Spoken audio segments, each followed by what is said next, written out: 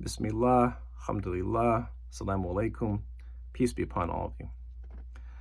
Now, the purpose of these talks and explaining things about the brain chemistry and development of children and adolescents is to build a foundation of empathy for teachers and parents and people who are in nurturing roles of them or will be, to build a foundation of empathy that you work off of when you interact with them. Now, the word empathy, it means understanding another person. It means understanding another person.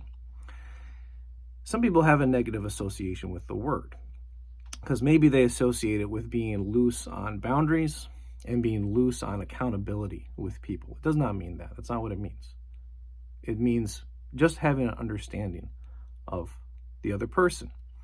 Now, it's important in these interactions between adults and young people, because a lesson that you should be getting out of all this is that we can have all the messages that we want to give to kids, and we can say those messages to them over and over and in different ways.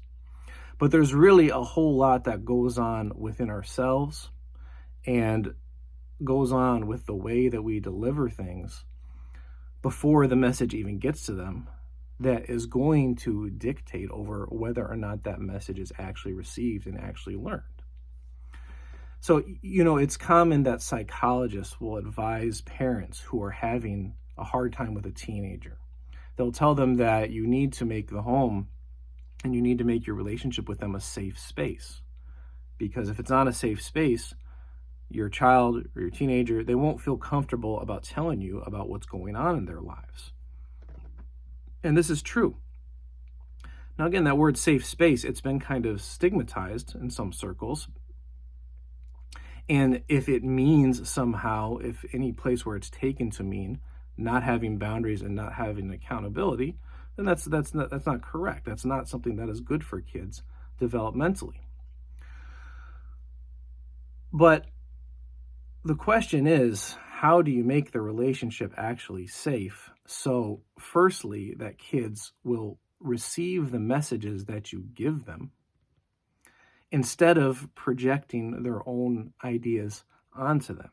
So if you have parents who are having trouble with a teenager and they say to the teenager, you can tell me anything, you can come to me, I'm not going to judge you, I want to know what's going on in your life. They can say all these things, But the reality is, if the relationship up to that point, if it has been filled with tense interactions between the parent and child, and same with a teacher-student relationship, if the relationship to that point has been filled with tense interactions, then the teenager, they're not actually going to receive that message as it's being said.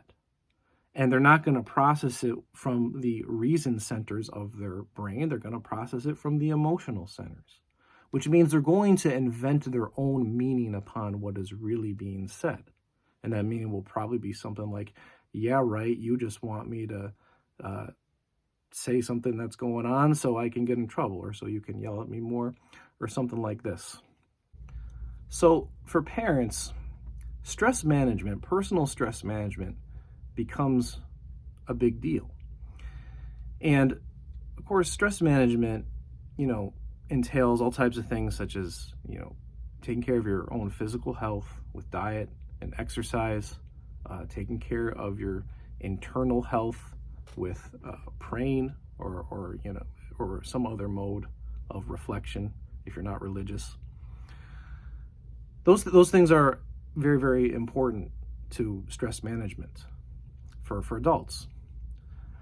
But even more important, and sometimes people feel like they can't always do those things, although people who feel like they can't do those things, a lot of times they feel like they're being selfish if they do those things. But the reality is, if you're in a role where you're influencing young people, it's either a parent, teacher, or other, usually it's the case that if you don't tend to those things, you're actually doing something to hurt other people. So you should try to find the space to take care of those things to whatever extent you can. And for some people, I know it's very hard.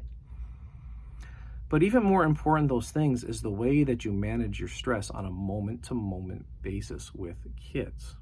And this is the important thing, because the interactions that we have with young people on a moment-to-moment and consistent basis determines the way that they react to us and the way that they either take in or reject the things that we tell them. So just having consistent time with them is a very important thing, number one. And then number two, the way those things go on a moment-to-moment basis is very important as well. And the consistent thing can't be that those are tense interactions. That can't be the consistent mode of interaction between the older person and the young person. And there's different things to consider that with that. One is that kids are annoying to adults, especially when they move beyond being cute as they are in babies and toddlers and early childhood. Once they get into the young elementary years, they're less cute and they start to get annoying, and they only get and their non-adult behaviors only get more annoying to adults as the adults get older, and as well as the kid gets older into the adolescent years. So you have to so being provoked into being tense, because when you get annoyed or you get upset, you naturally get tense. Being provoked into that is part of the day-to-day business with young people. So you have to know the skills of how to manage that on a day-to-day, moment-to-moment basis. And that's some of the things that I'll go over.